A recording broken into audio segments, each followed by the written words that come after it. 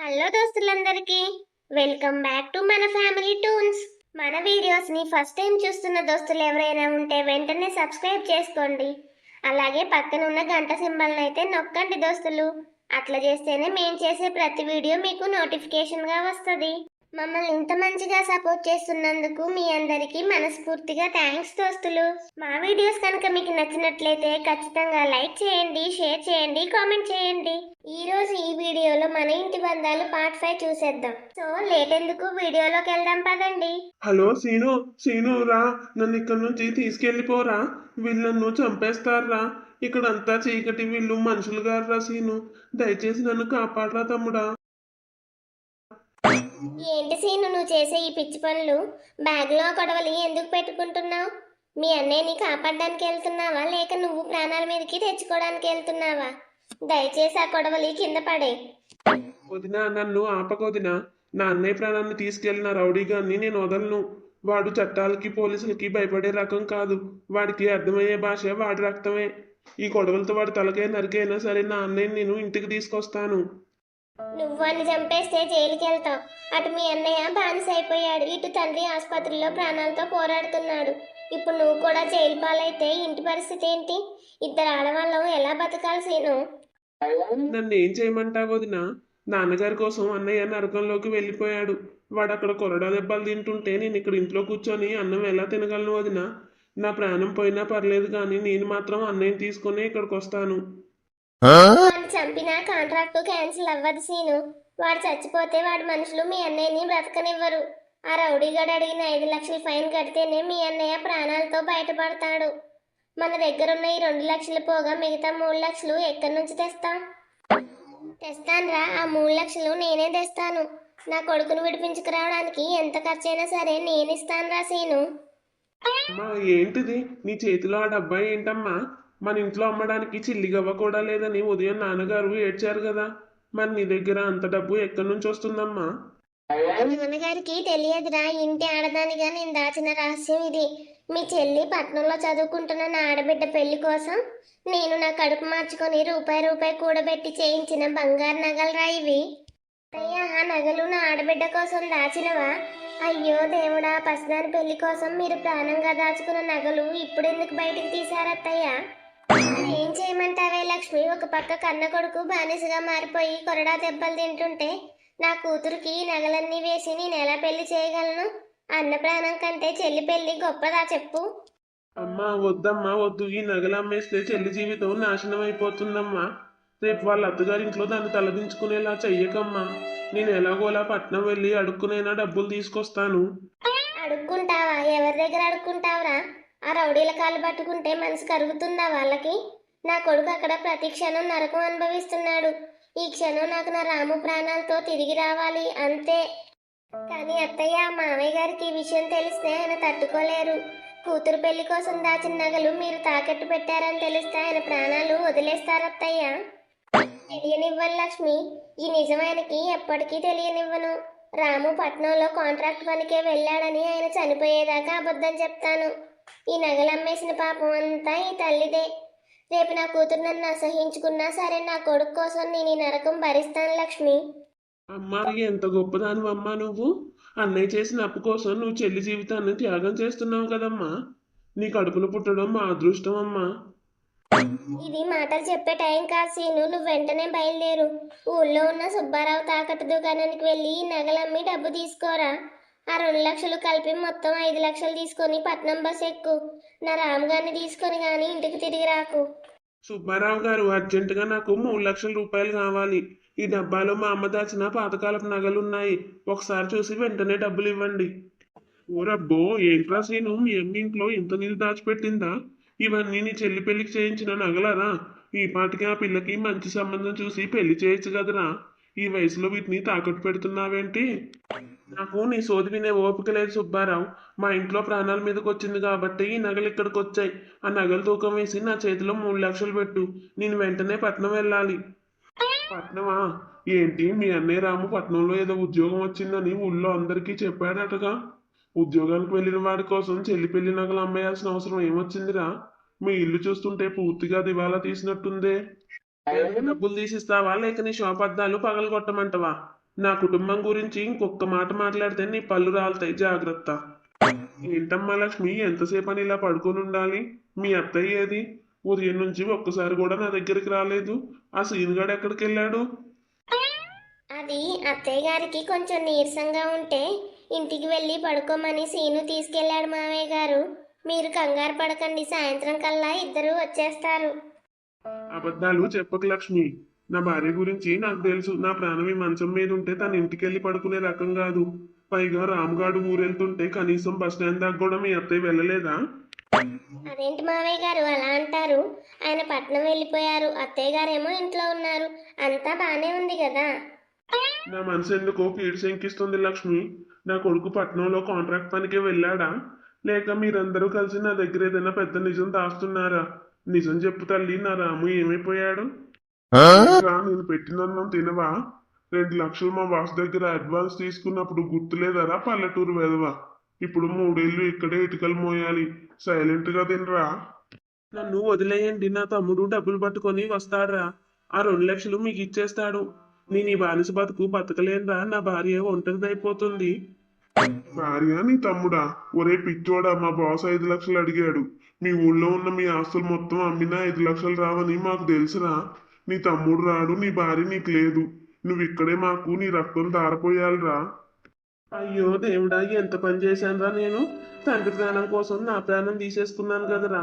శ్రీను ఎక్కడున్నావురా? నన్ను ఈ నరకం నుంచి తీసుకెళ్ళిపోరా. నేను 3 లక్షల రూపాయలు. కానీ ఒకటి గుర్తుపెట్టుకో, మీ నాన్నగారు ఆసుపత్రిలో ఉన్నారని మీ అన్నయ్య రాము ఒక రౌడీ దగ్గర 2 లక్షలకి బానిసగా అమ్ముడుపోయాడు. వాడిని విడిపించడానికి ఇప్పుడు ఈ చెల్లి పెళ్లి నగలు అమ్మి 3 లక్షలు తీసుకున్నాం.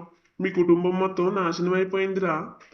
ఊర్మి సుబ్బారావు, ఈ 3 లక్షలతో పట్నం వెళ్ళి ఆ రౌడీగాడి మొహాన కొట్టి నా అన్నయ్యని ఇంటికి తీసుకొస్తానురా. ఈ నిజం నా చెల్లికి గాని మా నాన్నగారికి గాని తెలియకూడదు. ఏంటి మా అన్నయ్య రాము అన్నయ్య బానిసగా అమ్ముడుపోయాడా? నాన్నగారి కోసం ప్రాణాలు ఇచ్చేశాడా? నా పెళ్లి కోసం అమ్మ దాచిన నగలన్నీ ఇప్పుడు అమ్మేశారా? సీను అన్న, ఏంట్రా ఇదంతా? నేను పట్నం నుంచి నాన్నగారిని చూడాలని పరిగెత్తుకుంటూ వస్తే ఇక్కడ నా పెళ్లి నగలమ్మి రాము అన్నయ్యని కాపాడుకునే కర్మేంట్రా? మన కుటుంబానికి ఏమైందిరా అసలు? స్వాతి, నువ్వు ఇక్కడికి ఎప్పుడు వచ్చావే? అయినా నువ్వు విన్నదంతా అబద్ధం. సుబ్బారావు గారికి పిచ్చి పట్టి ఏదేదో వాగుతున్నాడు. నువ్వెళ్ళు, ఇంటికెళ్ళు ముందు. నాటకాలు ఆడకన్నయ్య నా దగ్గర. మీరందరూ నన్ను ఇంటి మనిషిని కాదని తీసి పారేశారుగా. పెద్దన్నయ్య బానిసగా మారిపోయి కొరడా దెబ్బలు తింటుంటే నేను అక్కడ కాలేజీలో హాయిగా చదువుకోవాలా? ఆ నగలు నా అన్నయ్య ప్రాణం కంటే గొప్పవరా? చెల్లి, నిన్ను చూస్తే నాన్నగారు మురిసిపోవాలి. నీ మెల్ల బంగారు నగలు చూసి ఆయన గర్వపడాలి. నాన్నగారికి గుండెపోటు వచ్చింది కూడా ఈ పరువు కోసమే కదే. ఇప్పుడు ఈ నగలు అమ్మేశామని తెలిస్తే ఆయన తట్టుకోలేడు చెల్లి. అందుకే నీకు కూడా చెప్పలేదు. పరువేంటన్నా పరువు?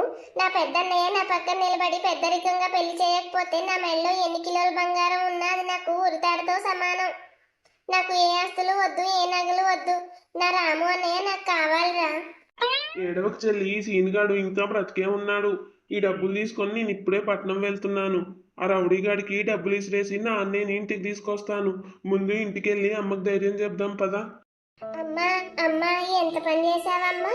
రాము అన్నయ్య బానిస అయిపోయాడన్న నిజం గుండెల్లో పెట్టుకొని నాతో ఫోన్లో ఎలా నవ్వుతూ మాట్లాడావే? నా కోసం దాచిన నగలన్నీ అమ్మేసి ఆ సుబ్బారావు గారి ముందు ఎలా తల వంచుకొని నిల్చున్నావమ్మా?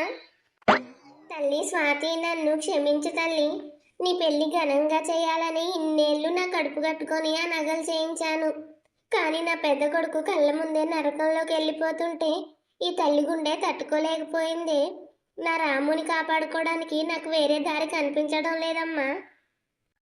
తప్పేముందమ్మా, నువ్వు చేసింది కరెక్టే. నా అన్నయ్య ప్రాణం కంటే నాకు ఏ పెళ్లి గొప్పది కాదు. కానీ అన్నయ్య రౌడీల చేతిలో దెబ్బలు తింటున్నాడని తలుచుకుంటుంటేనే నా ప్రాణం పోతుందమ్మా. అమ్మా, ఆ సుబ్బారావు గారు నగలు తీసుకొని 3 లక్షలు ఇచ్చాడు. ఆ 2 లక్షలు ఇవి కలిపితే మొత్తం 5 లక్షలు ఈ బ్యాగ్లోనే పెట్టాను. నేను ఇప్పుడే బస్ ఎక్కి పట్నం వెళ్తాను. ఆ రౌడీ ఏజెంట్ ఎక్కడున్నా సరే వాడిని వెతికి పట్టుకుంటాను. ఒరే సీను, వాడు పట్నం రౌడీరా. వాడి దగ్గర మనుషులుంటారు. నువ్వు కోపంతో గొడవ పెట్టుకోకురా. వాడికి డబ్బులు ఇచ్చేసి బతిలాడుకునైనా మీ అన్నయ్యని తీసుకురారా. నాకు నా 2 కొడుకులు ప్రాణాలతో కావాలి సీను. లేదమ్మా, అన్నయ్యని వాడు ఒక్క దెబ్బ కొట్టినా సరే వాడిని వదలొద్దన్నా. మన డబ్బులు తీసుకొని మనల్ని ఇంతగానో ఏడిపించిన వాడికి నువ్వు భయపడొద్దు. మన రాము అన్నయ్యని త్వరగా ఇంటికి తీసుకురా అన్న. నాన్నగారు నన్ను క్షమించండి నాన్నగారు. పట్నంలో నాకు పెద్ద ఆఫీస్లో ఉద్యోగం వచ్చిందని అబద్ధం చెప్పొచ్చాను. కానీ నేను ఇక్కడ నరకం అనుభవిస్తున్నాను. నేను ఇక్కడే చచ్చిపోతానేమో నాన్నగారు.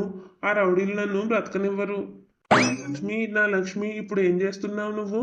సీనుగాడు వచ్చి నీకు ధైర్యం చెప్పాడా? నా కోసం డబ్బులు తీసుకురావడానికి సీనుగాడు ఏమైనా పిచ్చి పనులు చేస్తాడేమో అన్న భయంతో నా గుండె ఆగిపోతుంది లక్ష్మి. ఫోను ఆ రౌడీగాడు ఆఫీస్ గదికి తాళం వేయలేదా? దేవుడా, నా మొర ఆలకించావా తండ్రి? ఒక్కసారి నా ప్రాణం పోయేలోపు ఒక్కసారి నా సీనుగాడితో మాట్లాడాలి. వాడికి నేను ఎక్కడున్నానో చెప్పాలి. ఆ, అమ్మో, ప్రాణం పోతుంది.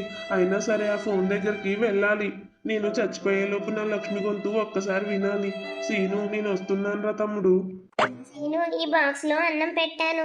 ప్రయాణంలో నీకు ఆకలేస్తుంది. మీరిద్దరూ తిరిగి వచ్చేసరికి ఇంట్లో అందరం సంతోషంగా ఉండాలి.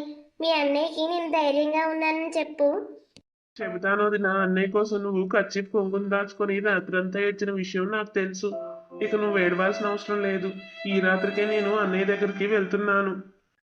నేను చెప్పేది జాగ్రత్తగా విను. ఎన్ని సమస్యలు ఎదురైనా సరే పెద్దన్నయ్యని తీసుకునే నువ్వు ఇంటికి రావాలన్నా, ఆ రౌడీగాడు ఎదురొచ్చినా నీలో ఉన్న ధైర్యం సగం కూడా వాడుకుండదు. నువ్వు క్షేమంగా వెళ్ళిరా అన్నా. చెల్లి, ఆ రౌడీగాడు మన ఇంటి ఆడవాళ్ళని ఏడిపించాడురా. నా అన్నయ్యని కుక్కలు లాక్కెళ్ళినట్టు లాక్కెళ్ళాడు. ఈ సీనుగాడు ఎవరి కోసం బతుకున్నాడో వాడికి ఈ రోజు పట్నంలో చూపిస్తానురా. వాడికి ఈ రోజుతో భూమి మీద నూకలు చెల్లిపోయాయి. వామ్మో, వస్తున్నారా ఏంటి? ఎవరో అడుగుజాడలు వినిపిస్తున్నాయి.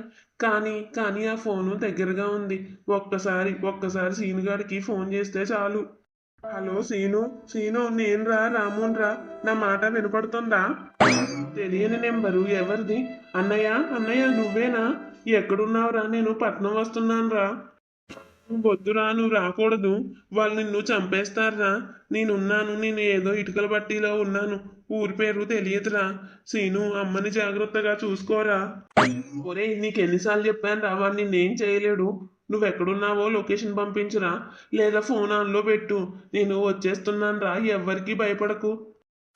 రాము, ఫోన్ చేస్తావా? నా మనుషులకు తెలియకుండా ఫోన్ ఎక్కడిదిరా? అయినా ఎవరికి ఫోన్ చేస్తున్నావురా?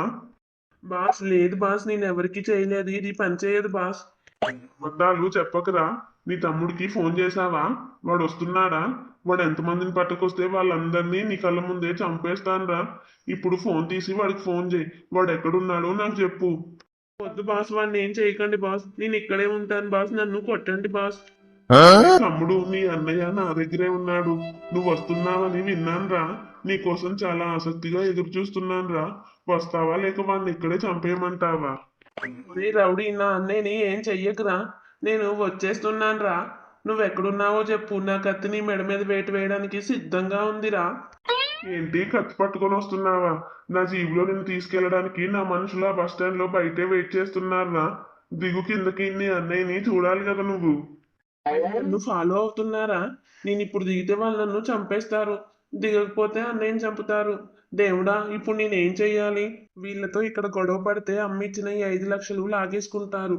డబ్బు పోతే అన్నయ్యని విడిపించలేను. వీళ్ళకి నేను భయపడినట్టు నటించి వాళ్ళ జీబులోనే ఆ రౌడీగాడు కోర్టులోకి వెళ్ళాలి. అక్కడే వాడి కథ ముగించాలి. అమ్మా, నువ్వు నాకు ప్రాణం పోసావు. చెల్లి, నువ్వు నీ జీవితాన్ని త్యాగం చేసావు. మీ ఇద్దరి నమ్మకం ఒమ్ము కానివ్వను. ఆ రౌడీగాడి గుండె చీల్చైనా సరే అన్నయ్యని ఇంటికి తీసుకొస్తాను. సీను, బస్ దిగగానే ఎక్కడికి పారిపోదామని ప్లాన్ వేస్తున్నావురా? మా బాస్ నీ కోసం చాలా ఆశగా ఎదురు చూస్తున్నాడు. మర్యాదగా బ్యాగ్ మాకు ఇచ్చేసి నడువు. నేను ఎక్కడికి పారిపోవడం లేదు. మీ బాస్ అడిగిన 5 లక్షల ఫైన్ నేను తెచ్చాను. ఈ డబ్బు మీ బాస్ చేతిలోనే పెడతాను. నన్ను మా అన్నయ్య దగ్గరికి తీసుకెళ్ళండి. 5 లక్షలు తెచ్చావా? పల్లెటూరు ఎదవకి బాగానే ఆస్తున్నట్టుందే. సరేరా, మా బాస్ దగ్గరికే తీసుకెళ్తాం. అక్కడ మీ అన్నయ్య ఏడుపు వింటే నీకు కూడా అర్థమవుతుంది మా దగ్గర బానిసగా ఉండడం అంటే ఏంటో. వెళ్దాం పద మా బాస్ దగ్గరికి. విన్నావా రాము, నా జీప్ సౌండ్ విన్నావా? నీ ముద్దుల తమ్ముడు సీనుగాడు వచ్చేసాడు. వాడి పౌరుషం మొత్తం ఈ ఫ్యాక్టరీ గోడల మధ్య సమాధవుతుందిరా ఇవాళ. బాస్, వద్దు బాస్, వాడిని ఏం చెయ్యకండి బాస్. నేను మీకు జీవితాంతం బానిసగా ఉంటాను. కావాలంటే మీ కాళ్ళు కడుగుతాను బాస్. వాడిని మా అమ్మ దగ్గరికి పంపించేయండి బాస్. పంపించడమా? హాస్పిటల్లో వాడు నా కాలర్ పట్టుకున్నాడురా.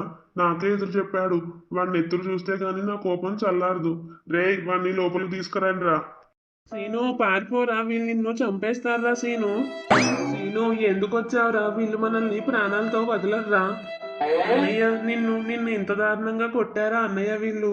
రే కుక్క, నా అన్నయ్య ఒంటి మీద చెయ్యేస్తావారు నువ్వు? అర్జెంట్ చాలు. నీ కోసం, నీ కోపం కోసం తర్వాత టైం ఇస్తాను. ముందా బ్యాగ్లో ఉన్న 5 లక్షలు ఇటు ఇవ్వు. నీ కాంట్రాక్ట్ క్యాన్సిల్ చేస్తా. ఇవ్వురా. ఇదిగోరా 5 లక్షలు. మా చెల్లి కోసం దాచుకున్న నగలమ్మి తెచ్చిన మా రక్తం రా ఇది. ఇప్పుడు ఆ బాండ్ కాగితం ఇచ్చేసి నా అన్నయ్యని వదిలేయరా. బాగున్నాయిరా సీను, చాలా బాగున్నాయి. కానీ నేను మనసు మార్చుకున్నాను రా. డబ్బులతో పాటు నాకు మనుషులు కూడా కావాలి. ఇవాళ నుంచి మీ ఇద్దరు నా బానిసలే. రే, ఇవన్నీ కట్టేయండి రా. అన్యాయం బాస్, డబ్బులు తీసుకొని కూడా మమ్మల్ని వదలరా. అరే రౌడీ, నువ్వు మాట తప్పుతావని నాకు ముందే తెలుసురా. ఆ 5 లక్షలు అన్నయ్య చేసిన అప్పు తీర్చడానికి తెచ్చాను. కానీ నా దగ్గర ఉన్న ఈ కొడవలిని తలకాయని తీయడానికి తెచ్చానురా. ఎవడ్రా ముందుకొచ్చేది? రండ్రా, ఒక్కొక్కరు ఇక్కడే నరికేస్తాను.